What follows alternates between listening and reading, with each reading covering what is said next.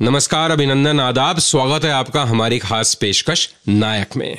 मैं हूं संजीव श्रीवास्तव और आप सुन रहे हैं 92.7 बिग एफएम।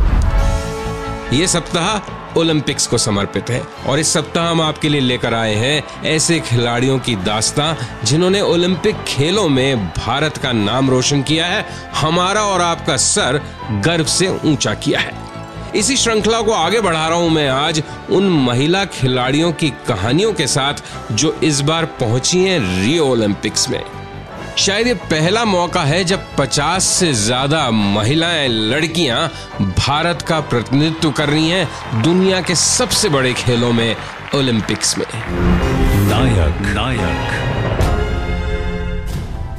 तो आज बताऊंगा आपको कि ऐसी वो कौन सी खिलाड़ी है जो रोजाना प्रैक्टिस के दौरान कम से कम 10 से 15 बार अपनी जान बाजी पर लगा देती है। साथ ही बताऊंगा आपको उस भारतीय खिलाड़ी के बारे में भी जिसे उसके खेल कूद का सामान दिलवाने के लिए, उसकी स्पोर्ट्स किट दिलवाने के लिए पिताजी को तोड़ना पड़ा उनके अपना प्रोविडेंट फंड अकाउंट। और वो हमारी कौन सी खिलाड़ी हैं जो हमारा और आपका प्रतिनिधित्व कर रही हैं रियो में, और यहाँ बंबई में बन रही है उनकी जिंदगी और उनके संघर्षों पर एक ब्लॉकबस्टर फिल्म। होंगी कई और रोचक, दिलचस्प और प्रेरणादायक कहानियां हमारी इन महिला खिलाड़ियों के जीवन से जुड़ी हुई। आप सुनते रहिए नायक। मैं हूं संजीव श्रीवास्तव। नमस्कार, अभिनंदन, आदाब। स्वागत है आपका हमारी खास पेशकश नायक में। मैं हूं संजीव श्रीवास्तव। ये सप्ताह हमने नायक में ओलंपिक खेलों को समर्पित किया है। आज का कार्यक्रम समर्पित है हमारी महिला खिलाड़ियों को। दोस्तों, ये पहला मौका है जब 50 से ज्यादा इंडियन स्पोर्ट्स विमेन रियो पहुंची हैं भारत का प्रतिनिधित्व करने। शुरुआत करते हैं दीपा कर्माकर की कहानी के साथ। त्रिपुरा से आने वाली दीपा कर्माकर को बचपन से ही जिम्नास्ट बनने का शौक था, क्योंकि पिताजी भी स्पोर्ट्स अथॉरिटी ऑफ इंडिया में वेट लिफ्टिंग के कोच थे और अगरतला, त्रिपुरा में ही उनकी नियुक्ति थी। 5.5 साल की उम्र में जब पहली बार जिम्नास्ट बनने के लिए दीपा कर्माकर अकेडमी पहुंची तो वहां से उन्हें यह कहकर वापस लौटा दिया गया कि वो फ्लैट फुटेड हैं और चपटे तलवे वाले बच्चे जिम्नास्ट नहीं बन सकते। लेकिन दीपा कर्माकर और उसके पिताजी ने हार नहीं मानी। वो अपने इलाके के जाने माने जिम्नास्टिक्स के कोच विश्वेश्वर नंदी के पास पहुंचे और उनको दीपा की समस्या से, प्रॉब्लम से रूबरू कराया। अब विश्वेश्वर नंदी भी किसी भी समस्या से आसानी से हार मानने वालों में से नहीं थे। उन्होंने कहा कि वो दीपा के फ्लैट फुट की समस्या सॉल्व कर सकते हैं। उनके कोच विश्वेश्वर नंदी का कहना है कि दीपा की सबसे खास बात है उनका जीवट, कड़ी मेहनत से कभी नहीं घबराने और पीछे हटने का जज्बा। आगे बताऊंगा आपको कि कैसे रोजाना दीपा कर्माकर खेल जाती है अपनी जान पर जब वो प्रैक्टिस करती हैं प्रोदन्यूवा वॉल्ट, जिसे जिम्नास्टिक्स की दुनिया में वॉल्ट ऑफ डेथ के नाम से जाना जाता है। कहीं जाइएगा नहीं, आप बने रहिए हमारे साथ और सुनते रहिए नायक। नमस्कार, अभिनंदन, आदाब। स्वागत है आपका हमारी खास पेशकश नायक में। मैं हूं संजीव श्रीवास्तव। ये सप्ताह हमने नायक में ओलंपिक खेलों को समर्पित किया है। आज का कार्यक्रम समर्पित है हमारी महिला खिलाड़ियों को। तो किस तरह से रोजाना 10 से 15 बार दीपा कर्माकर खेल जाती हैं अपनी जान पर। कोई मान भी सकता है कि कोई ऐसा एथलीट होगा, ऐसा खिलाड़ी होगा जो जानबूझकर रोज 10 से 15 बार अपनी जान ही जैसे दांव पर लगा देता है। लेकिन दीपा बिल्कुल यही करती हैं, क्योंकि वो एक ऐसे वॉल्ट को प्रैक्टिस करती हैं, एक ऐसे जंप को प्रैक्टिस करती हैं जिसका नाम है प्रोदन्यूवा वॉल्ट, यानी वॉल्ट ऑफ डेथ। ये जंप इतना खतरनाक है कि इसमें जिम्नास्ट की मौके पर ही मौत तक हो सकती है। प्रोदन्यूवा वॉल्ट एक ऐसा जंप है, एक ऐसा करतब है जिम्नास्टिक्स की दुनिया में जिसे बहुत कम एथलीट्स और जिम्नास्ट्स प्रैक्टिस करते हैं। क्या है प्रोदन्यूवा वॉल्ट, सुनते हैं खुद दीपा कर्माकर से। बहुत ही डिफिकल्टी है ये। स्पॉट डेड भी हो सकते हैं जगह पे। तो हाँ देखिए, हमने कुछ पाने के लिए कुछ रिस्क लेना पड़ता है, वही मैंने लिया और थोड़ा सा सक्सेस है और भी बहुत बचे हैं, अभी तो शुरुआत हुई इसकी। दीपा कर्माकर आज जो कुछ भी हैं उसमें उनकी मेहनत और लगन तो है ही, लेकिन घर वालों का भी भरपूर सहयोग उन्हें हमेशा मिला है। और दीपा की सफलता का एक बड़ा कारण है उनके कोच विश्वेश्वर नंदी, जिन पर वो आंख मूंद कर जैसे विश्वास करती हैं।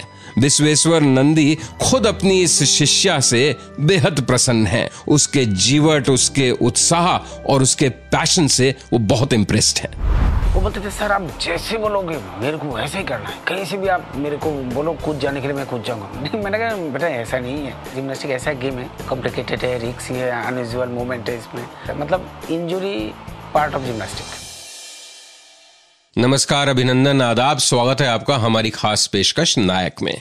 मैं हूं संजीव श्रीवास्तव। ये सप्ताह हमने नायक में ओलंपिक खेलों को समर्पित किया है। आज का कार्यक्रम समर्पित है हमारी महिला खिलाड़ियों को। तो चलिए बात करते हैं उस लड़की की जिसे माना जाता है आज की प्रेजेंट डेज पीटी उषा। माता पिता उड़ीसा के गरीब जुलाहे, लेकिन बेटी हवा पे सवार। बचपन से ही जब भागती तो कोई उसे छू भी नहीं पाता था।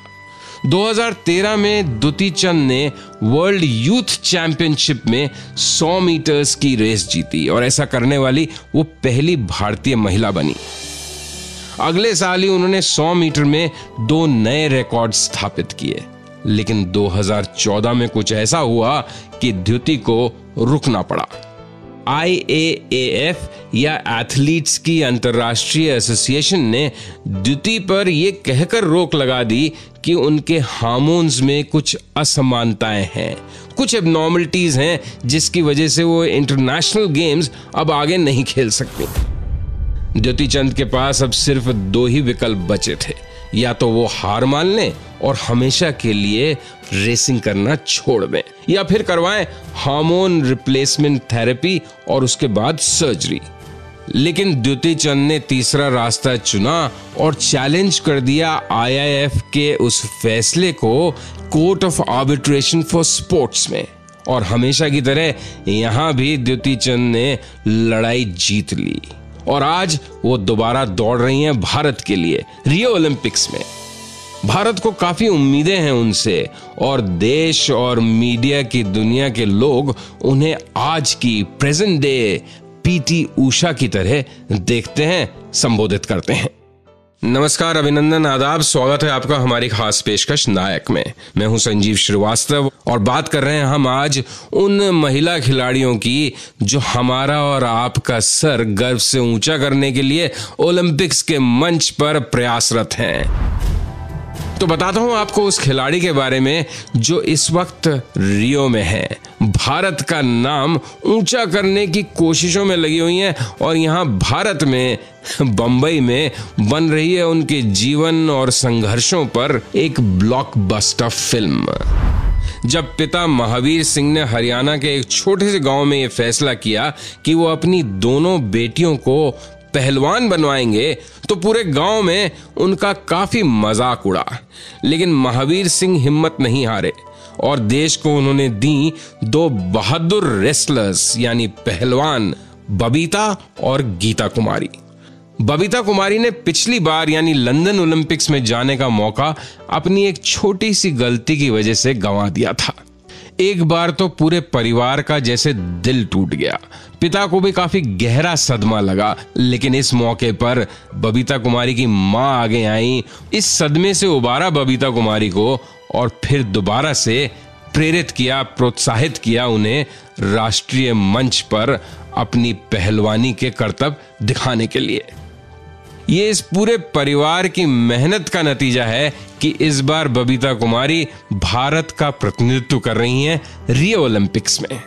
महावीर सिंह और उनकी इन 2 पहलवान बेटियों की कहानी से प्रभावित होकर ही आमिर खान की अगली फिल्म बन रही है जिसका नाम है दंगल।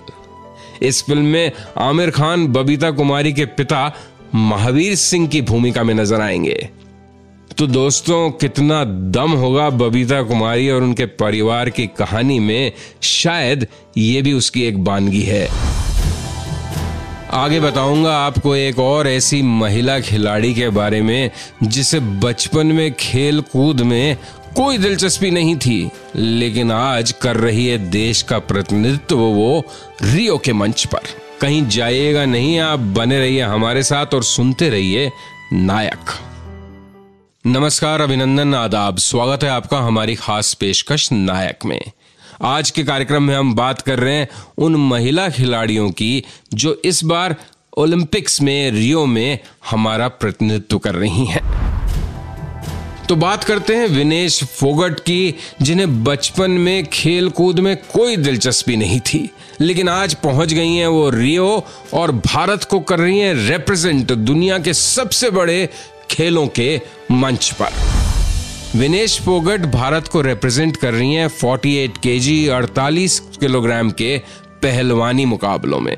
अपने 3 साल के इंटरनेशनल करियर में विनेश फोगट भारत को रजत और कांस्य पदक पहले भी दिला चुकी हैं इंटरनेशनल कॉम्पिटिशन्स में, और 2014 में ग्लासगो कॉमनवेल्थ गेम्स में तो उन्होंने भारत को गोल्ड मेडल भी दिलवाया था।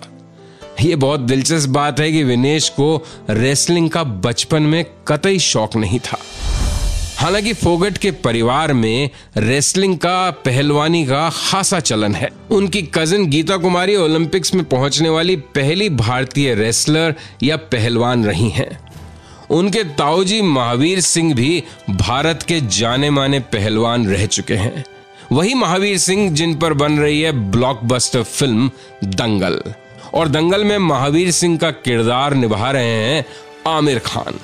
लेकिन इस फैमिली बैकग्राउंड के बावजूद बचपन में रेसलिंग विनेश फोगट को कतई इंस्पायर नहीं करती थी, लेकिन जब उन्होंने देखा कि उनकी दोनों कजिन सिस्टर्स गीता और बबीता कुमारी कितनी लोकप्रिय हो रही हैं, तब विनेश फोगट ने भी फैसला किया कि वो भी कुश्ती लड़ेंगी, रेसलर बनेंगी, भारत को रिप्रेजेंट करेंगी। और इस बार रियो में अपनी कजिन सिस्टर बबीता कुमारी के साथ विनेश फोगट भी मौजूद हैं रियो में, भारत की शान, भारत का गौरव बढ़ाने के लिए।